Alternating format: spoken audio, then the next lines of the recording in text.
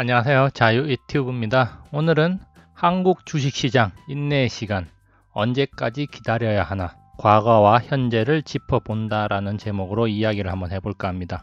지난 8월 한국 주식시장이 크게 하락하면서 많은 사람들이 한국 주식시장이 더 떨어질 것이다 이런 이야기를 많이 했었는데요. 9월에는 반등장이 나오면서 심리가 다소 회복되기도 했습니다. 자, 그렇지만 9월 말부터 조정기에 접어들 조짐을 보이고 있는데, 그렇다면 과거에는 이렇게 큰 폭의 하락이 왔을 때 어떻게 시장이 반응을 했는지 시장 심리가 회복되는 과정을 한번 살펴보면 좋을 것 같습니다.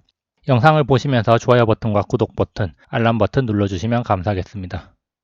8월 하락 이후 9월 반등장이 나왔지만 시장은 반신반의하고 있습니다. 지난 8월에 전 저점을 모두 이탈하면서 하락을 했고, 자, 비관론이 득세를 했습니다. 자, 이렇게 비관론이 득세했지만 9월에는 반등장이 나왔고 전고점 부근에서 현재 조정기에 진입할 모습을 보이면서, 자, 과연 시장이 상승을 지속할 것인가, 아니면 다시 하락으로 돌아서면서 전저점을 깨고 내려갈 것인가, 여기에 대한 관심이 많을 것 같습니다. 그렇다면 10월 주식시장 과연 조정의 시간, 인내 구간이 될 것인가, 여기에 대해서 한번 생각을 해봐야 될 건데요. 과거 사례를 되짚어 보면서 한번 마음을 다잡는 시간을 가져봤으면 좋겠습니다. 과거나 지금이나 대외 환경은 좋지 않았습니다. 지금 우리나라 경제 최악의 상황이다, 자, 이런 이야기들 많이 나오고 있는데요. 자, 이런 것들을 이미 시장은 선반영하고 있다는 사실을 우리가 주목할 필요가 있고요. 자, 그렇기 때문에 우리가 심리적인 측면에서, 자, 어떻게 시장을 바라보면 좋을지 여기에 대해서 좀 더 집중을 해보면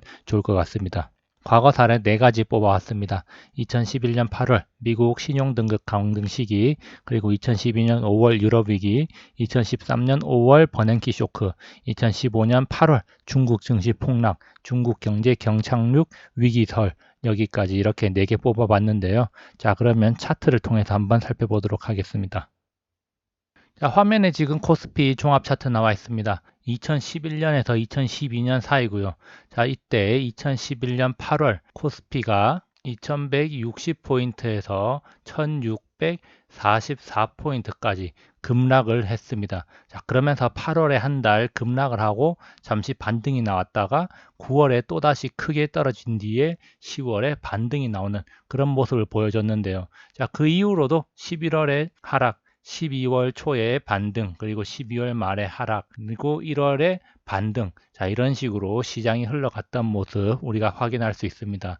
자, 그렇다면은, 자, 이 부분 하락이 시작되고 나서 이 하락 박스권을 뚫는 이 부분 얼마나 걸렸느냐, 약 6개월 정도가 걸린 뒤에 이 박스권을 뚫고 올라가는 모습 확인할 수 있습니다. 자, 이렇게 상승하고 나서, 자, 전고점 부근 매물대 뚫고 올라가지 못하고 다시 하락하는 모습 보이긴 했는데요. 시장이 이 위기에서 벗어나는 데는 약 6개월 정도 걸렸다, 이렇게 확인할 수가 있습니다. 그리고 미국 신용등급 강등 위기 이후에, 자, 시장이 상승할 듯 하다가 또 다시 하락하게 되는 것은 바로 2012년 5월에 유럽 위기가 또 다시 불거지면서 시장이 큰 폭으로 하락을 했습니다. 자, 이때 지수 2000포인트 부근에서 1800 부근까지 지수 급락을 했습니다. 한 달 만에 지수 급격히 떨어졌고 한 달 정도 반등이 나오면서 어느 정도 시장이 회복되는 듯 했지만 7월에 큰 폭으로 하락을 했고 8월에 다시 시장이 상승하는 모습 보여줬습니다. 자, 그래서 이렇게 쌍바닥을 만들면서 W자 상승하는 모습 보여줬고요. 자, 그렇지만 앞서 살펴봤던 것과 같이 전고점 뚫지 못하고, 자, 지속적으로 박스권 흐름 보여줬다는 거 확인할 수 있습니다. 2012년 5월에 불거진 유럽 위기를 탈출하는 데는 약 4개월 정도가 걸렸다는 점 우리가 확인할 수 있고요. 그래서 시장이 유럽 위기를 잊고 다시 제자리를 찾아가는 과정에는 약 4개월 정도가 걸렸다는 점 우리가 확인할 수 있습니다. 자, 그리고 2013년입니다. 2013년 5월에는 지수 2000포인트에서 1770까지 지수 급락을 했는데요. 한 달 만에 약 10% 이상 지수가 빠졌다가, 그리고 또 한 달 동안 반등, 그리고 한 달 동안 또 조정, 그리고 시장이 회복되면서 전고점 부근까지 이렇게 올라간 뒤에 또 잠시 조정을 거친 뒤에 상승하는 그런 모습 보여줬습니다. 이 버냉키 쇼크로 인해서 한 달 동안 급락한 뒤에 시장이 회복하고 전고점을 뚫고 올라가는 데까지 3개월 정도 조정기를 거치고 나서 4달째 이렇게 전고점을 터치하는 그런 모습 보여줬습니다. 그리고 이때는 전고점을 넘어서서 연중 최고가까지 기록을 하는 그런 모습 보여줬는데요.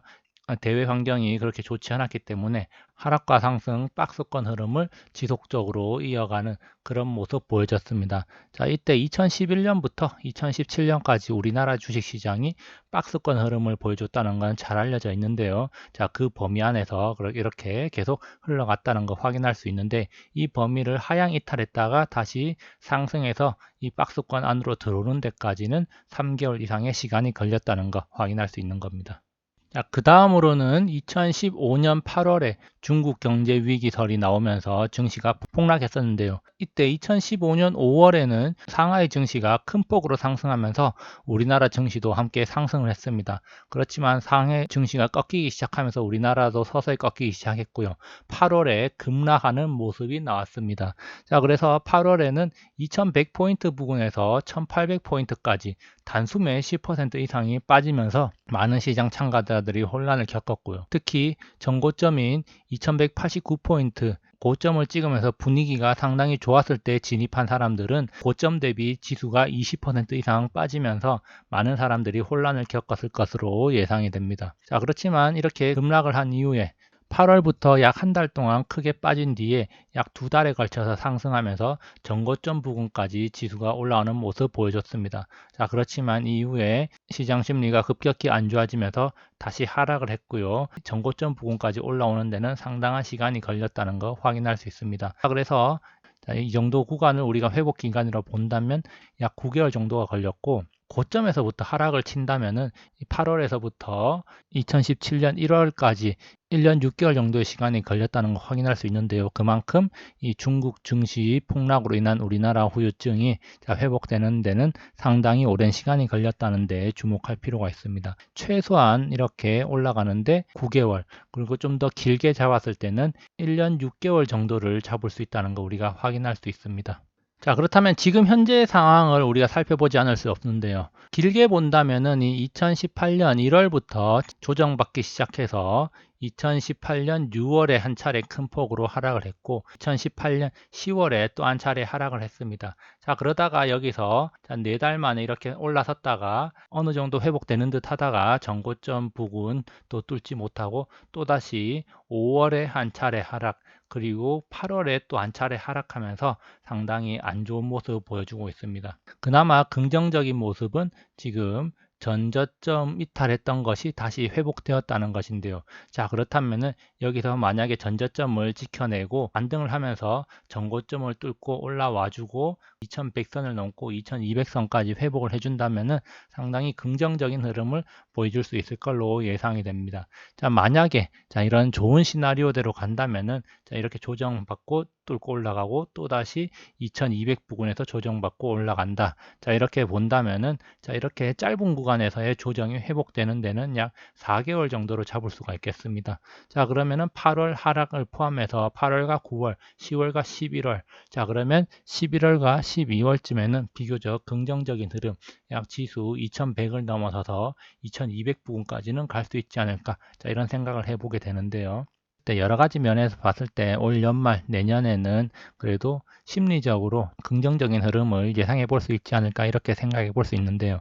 사람들이 일반적으로 과거 사실을 잊어버리는 데는 약 3개월 정도가 걸린다고 합니다. 자, 그렇기 때문에 3개월 정도 뒤에 시장 참여자들은 시장에서 무슨 일이 있었는지 그것을 기억을 잘 못할 거라고 보고요. 다른 이슈들이 여러 가지가 발생하고 또다시 시장을 긍정적으로 인식할 수도 있지 않을까, 자, 이런 생각을 하게 됩니다. 자, 그렇기 때문에 올 연말 최소한 4개월 혹은 4개월에서 6개월 정도, 자, 그렇다면은 11월에서 내년 2월 정도에는 시장이 긍정적으로 좀 흘러가지 않을까, 자, 이런 기대를 한번 해보게 됩니다. 결론입니다. 자, 지금 현재 한국 주식시장 조정 기간이 짧은 편은 아닙니다. 자, 길게 본다면 2018년 1월부터 조정을 거치면서 지금 1년 반 넘게 조정 기간에 들어가 있다고 할 수가 있겠고요. 자, 그리고 2018년 6월부터 하락이 본격화됐다. 자, 이렇게 본다면은 현재 1년 3개월째 조정 기간입니다. 자, 2018년 10월 큰 충격을 받으며 하락했을 때부터 본다면은 약 1년 정도고요. 2019년 8월부터 본다면은 지금 이제 막 한 달, 그리고 2달째 접어들고 있습니다. 자, 이런 짧은 충격, 비교적 짧은 충격에서 시장이 회복되는 데는 평균적으로 3, 4개월, 좀 길게 잡아서 4개월이라고 본다면은 자, 올해 11월쯤에는 어느 정도 2100선이 안정적으로 회복되지 않을까 이런 기대를 해보고요. 그리고 비교적 큰 충격이었던 10월에 비교해 본다면은 1년 3개월에서 1년 6개월. 자, 그렇다면은 내년 2020년 1월경에는 시장이 비교적 안정적으로 흘러갈 수도 있지 않을까 이런 생각을 해봅니다.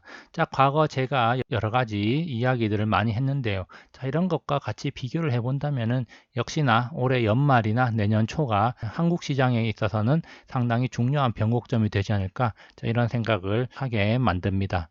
과거 사례로 볼 때 심리가 회복되려면은 보통 3, 4개월 정도는 기다려야 단기 충격이 소멸됐다는 점에서 지금 너무 섣불리 시장에 접근할 필요는 없을 것 같고요. 천천히 준비하면서 시장 진입을 고려해봐도 좋지 않을까, 자, 이런 생각을 하게 됩니다. 자, 그래서 올해 연말에는 심리적인 안정을 되찾지 않을까, 자, 이런 생각을 하게 되는데요.